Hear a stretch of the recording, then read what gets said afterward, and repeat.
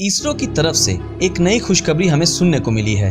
उन्होंने कहा है कि नई तकनीक से विक्रम लैंडर फिर से काम करने लगेगा।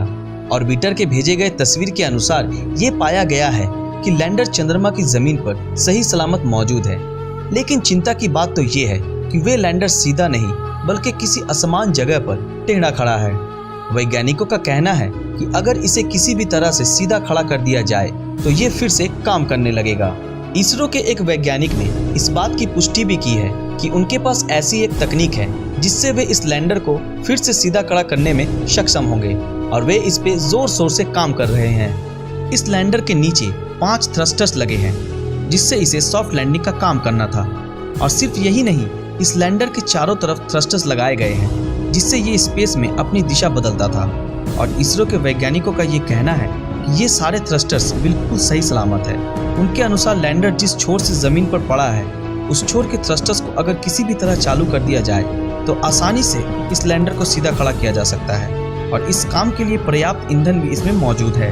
अगर किसी भी तरह विक्रम लैंडर से संपर्क कर लिया गया तो इसरो कंट्रोल रूम से ही ऑर्बिटर के जरिए इसे फिर से खड़ा किया जा सकता है।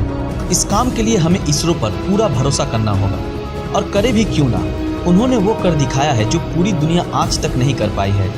इसरो ने मात्र 33 घंटों के अंदर विक्रम लैंडर को ढूंढ निकाला है जिससे पूरी दुनिया का कोई भी देश ये काम इतनी जल्दी आज तक नहीं कर पाया है। इससे पहले भी ऐसी घटनाएं स्पेस में हो चुकी है। कुछ सालों पहले यूरोपियन स्पेस एजेंसी का एक यान जिससे संपर्क टूटने के 12 सालों के बाद इसका पता चला था, जिसका नाम था बीगल 2।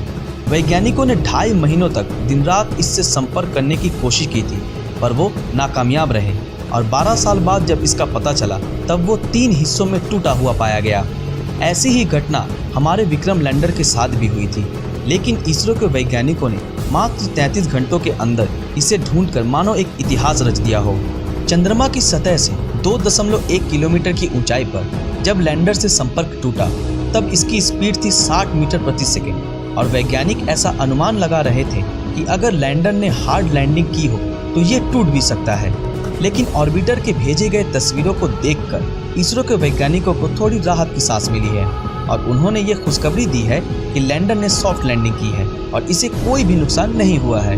इसरो के वैज्ञानिक दिन रात विक्रम लैंडर से संपर्क करने में जुटे हैं और उन्हें पूरी उम्मीद है कि वे ऐसा कर सकते हैं और हम भी यही दुआ करते हैं कि इसरो भी अपना ये मिशन पूरा कर पाए। आप लोगों को ये बता दें, इसरो के वैज्ञानिकों के पास इस काम के लिए अब बस 10 दिन ही बचे हैं। ये मिशन 14 दिनों का था क्योंकि लैंडर के अंदर मौजूद प्रज्ञान रोवर में सोलर पैनल लगे हैं जिससे कि ये सूरज के प्रकाश के जरिए अपना मिशन पूरा करेगा। क्योंकि चंद्रमा पर एक लूनर डे में 14 दिन होते हैं और इसके बाद उस हिस्से पर अंधेरा छा जाएगा और सूरज की रोशनी नहीं पड़ेगी जहाँ पर लैंडर मौजूद है। विक्रम से संपर्क होने के बाद भी इसरो के सामने एक बड़ी चुनौती रहेगी क्योंकि इसरो ने जिस समतल जगह को विक्रम के लैंडिंग के लिए चुना था उस जगह से विक्रम लैंडर 500 मीटर की दूरी पर मौजूद है और ये जगह समतल भी नहीं है। यहाँ पर प्रज्ञान रोवर को चलने में काफी दिक्कतें भी आएंगी। इसरो शुरू से ही अपने साहसी कामों के लिए पूरी दुनिया में मशहूर है। इसरो ने चंद्रमा के उस हिस्से को चुना जहाँ पर आज तक कोई भी जाने के बारे में सोच भी नहीं पाया है। अमेरिका यूरोप की तरह इसरो भी लैंडर को चंद्रमा के मध्य भाग में भेज सकता था, लेकिन इसरो ने चंद्रमा के उस हिस्से को चुना जहां पहुंचना लगभग नामुमकिन है और ऐसा इसलिए किया गया क्योंकि चंद्रमा का वो हिस्सा काफी रहस्यमयी है और इसरो अपनी खोज से पूरी दुनिया को इस हिस्से के बारे में बताना चाहता है। तो आइए हम सब मिलकर इसरो की इस मिशन के सफल होने की दुआ मांगे और इस मुश्किल घड़ी में उनके साथ खड़े रहें और हम उम्मीद करते हैं कि बहुत जल्द इसरो हमें कोई बड़ी खुशखबरी देगा। दोस्तों, आज के लिए बस इतना ही।